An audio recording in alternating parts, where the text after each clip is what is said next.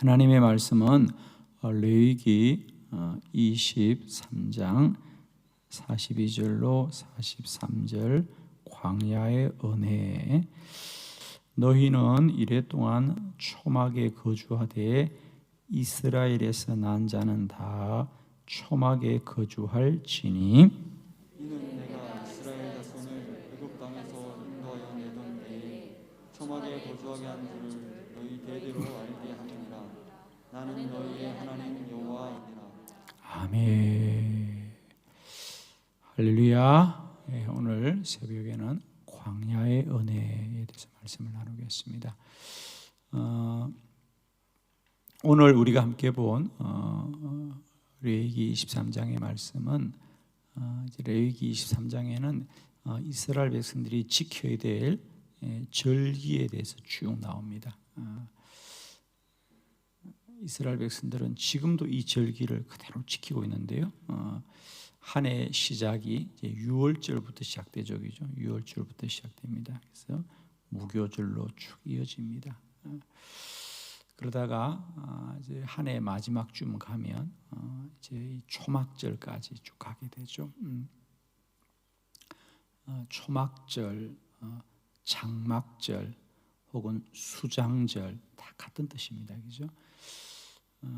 이제 수장절이라고 하는 것은 이제 가을 추수를 마치고 곡식을 저장하는, 우리로 말하면 추수감사줄기의 의미를 부여하는데, 그들은 이제 수장절이라고도 하고 또 그때를 이제 초막절, 장막절 이렇게 부릅니다. 초막에서 한 주간을 보내기 때문입니다. 왜 초막에서 한 주간을 보내느냐? 오늘 성경에 말씀한 그대로입니다. 너희는 이레 동안 초막에 거주하라. 43절, 이는 내가 이스라엘 자손을 애굽에서 인도하여 내던 때에 너희가 40년 동안을 초막에 거주한 줄을 너희 대대로 알게 하려 함이라. 이스라엘 백성들이 40년 광야를 지날 때 초막에서 이렇게 식물로 또 풀이나 나무로 지었던 그 정말 볼품없는, 이게 뭐 초막이 좋은 게 아니고요.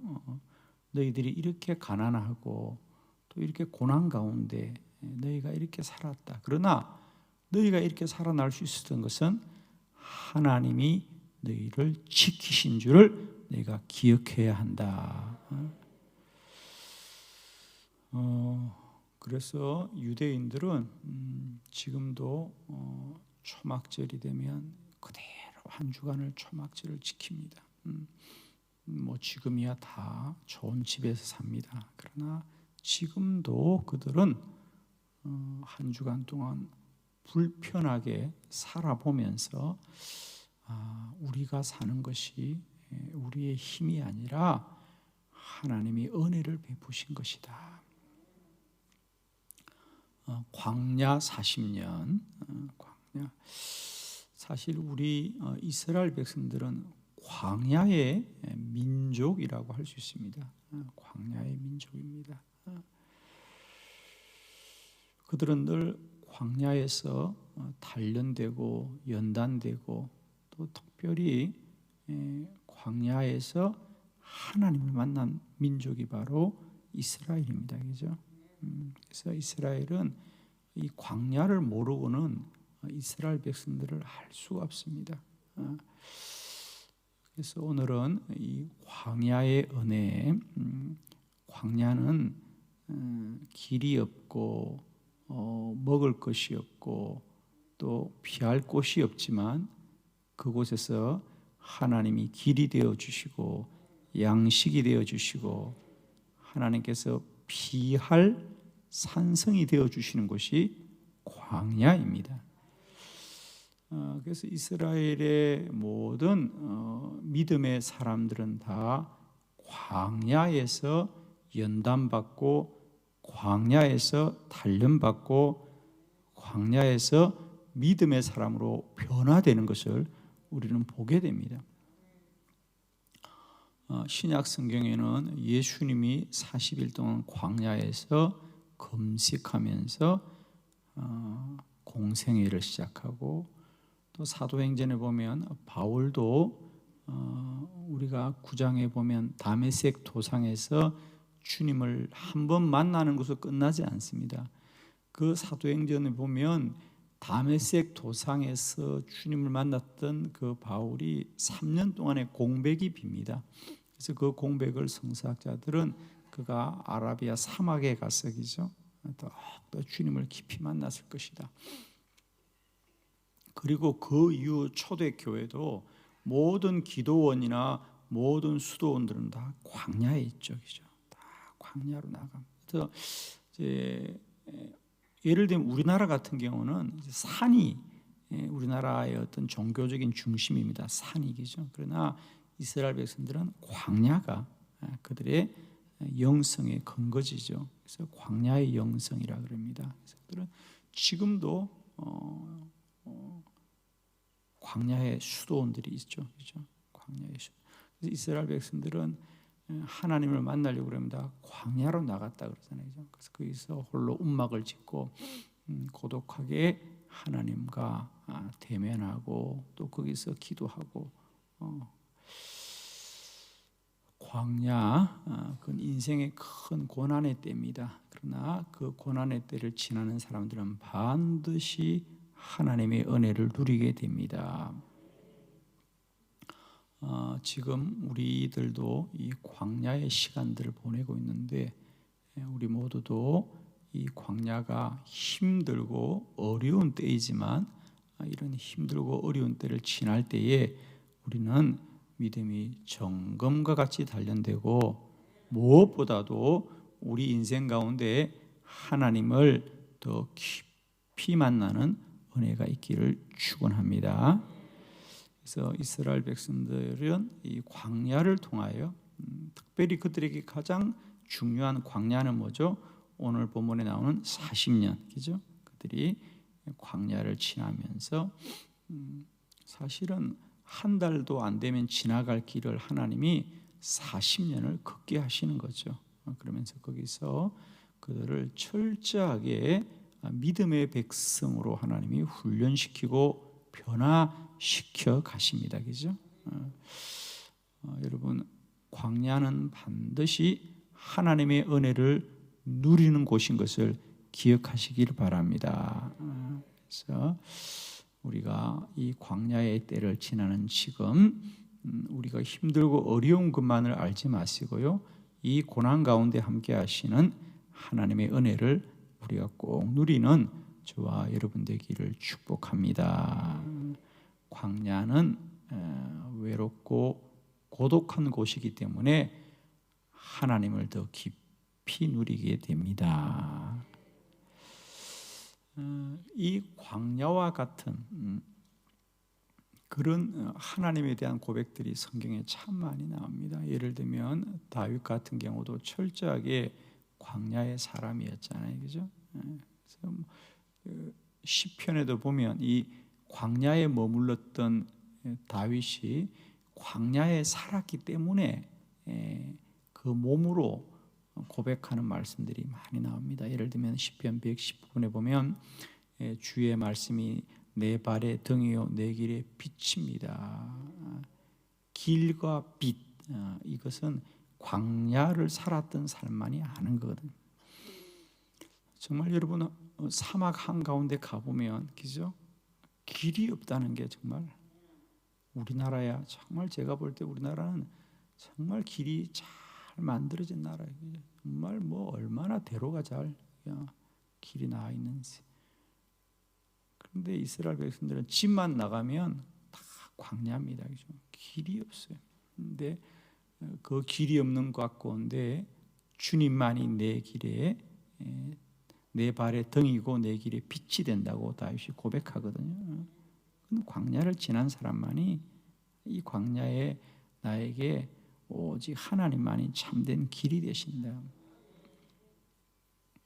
자, 저는 오늘 성경을 통하여서 몇 군데 우리 성경에 나오는 믿음의 사람들이 다 어떻게 광야를 지나면서 광야가 그들에게 은혜가 되었는지 아침에 잠깐 좀 보려고 합니다.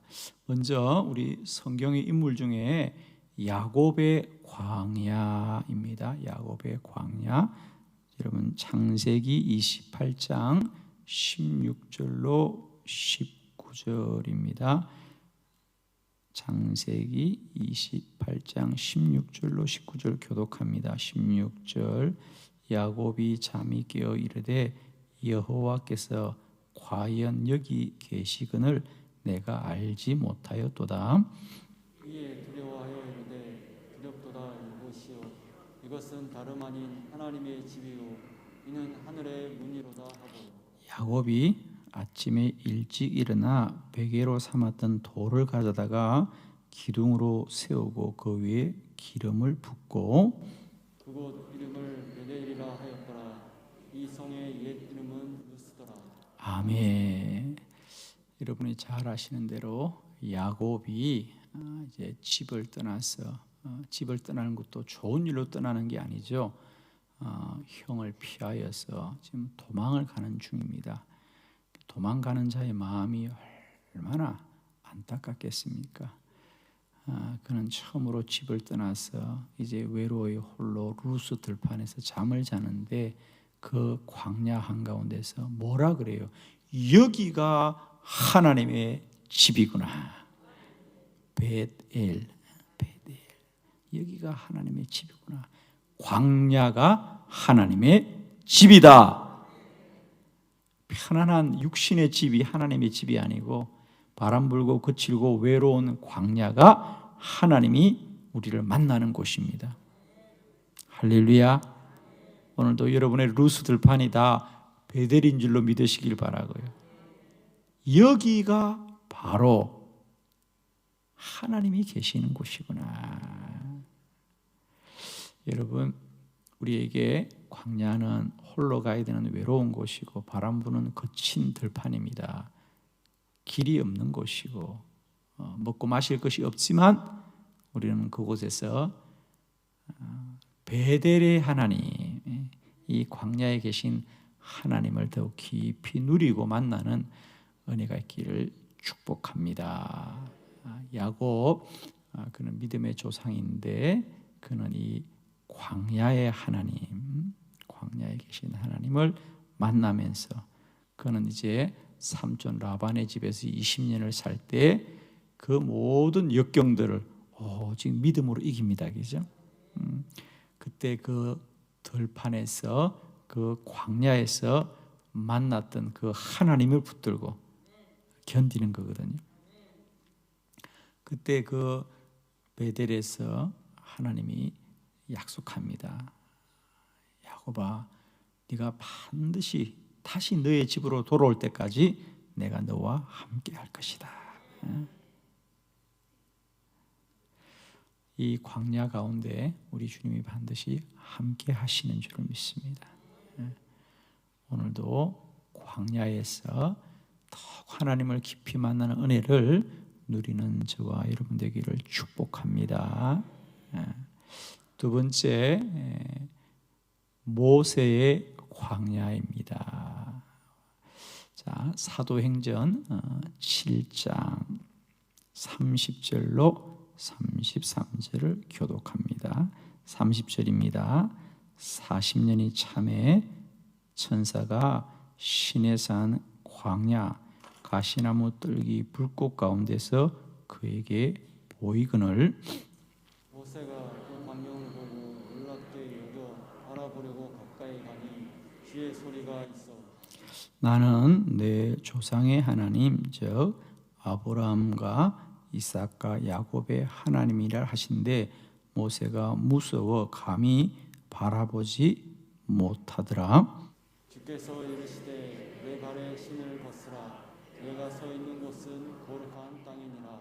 아멘.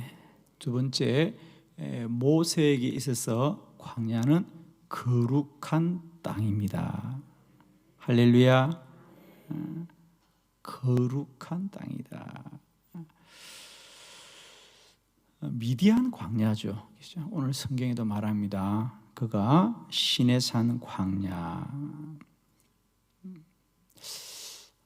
아시는 대로 역시 모세는 40년 이 광야에서 철저하게 연단받고 훈련받아서 40년 이스라엘 백성들을 구원의 길로 인도하는 지도자로 세워지게 된 줄로 믿습니다. 모세가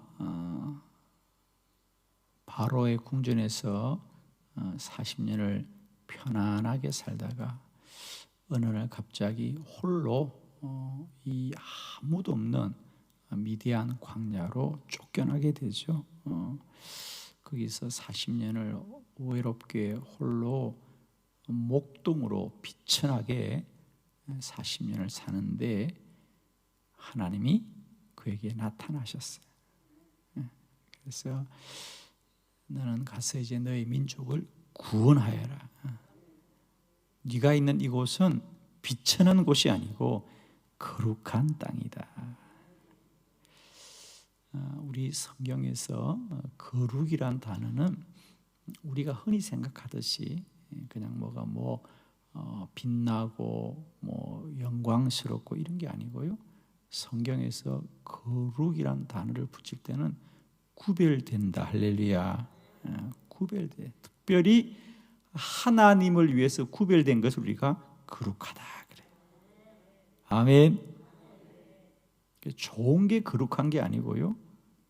귀하고 이런 게 거룩한 게 아니고 깨끗하고 이런 게 거룩한 게 아니라 하나님을 위하여 구별된 것들은 다 거룩하다 그래. 그러니까 사실은 모세는 지금 자기 신세가 얼마나 볼품없어 보이겠어요, 사실은. 그죠? 자기 개인적으로는 가족도 아는 사람도 연고도 없고 또 거기서 40년을 수고해야 쌓여지는 것도 하나도 없잖아요, 그죠?